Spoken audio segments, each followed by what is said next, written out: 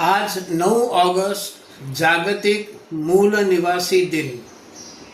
मुख्यतः ही संकल्पना लागू पडते ती अमेरिका, आफ्रिका आणि ऑस्ट्रेलिया या 3 खंडांना।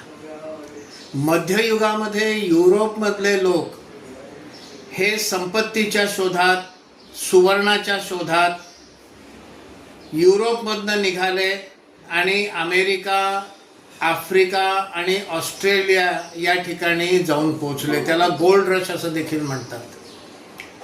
त्या ठिकाणी तिकडचे जे राहणारे मूळवासी, मूल निवासी, मग अमेरिकेतले रेड इंडियन्स असतील, आफ्रिकेतले काळे निग्रो किंवा अन्यान्य जनजाती असतील, ऑस्ट्रेलियातले ॲबोरिजिनल्स असतील, ह्या युरोपमधनं गेलेल्या गोऱ्या मंडळींनी यांच्या जमिनी बळकावल्या।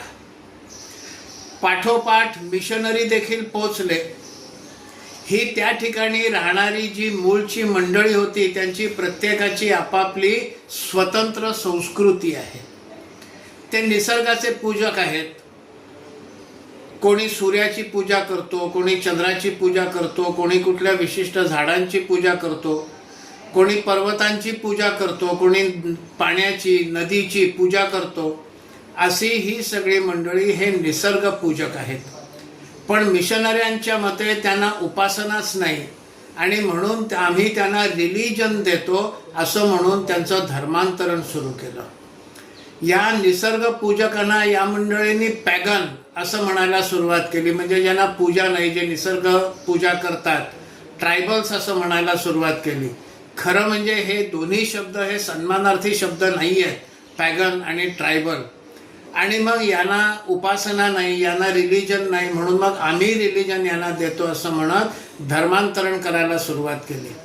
भारताच्या ईशान्य भागात देखील ज्या जनजाती आहेत त्यातल्या बहुतेक जाती या निसर्ग पूजक आहेत आणि तिथे देखील हे पोचले आणि आम्ही यांना रिलिजन देतो असं म्हणत धर्मांतरण करायला सुरुवात केली।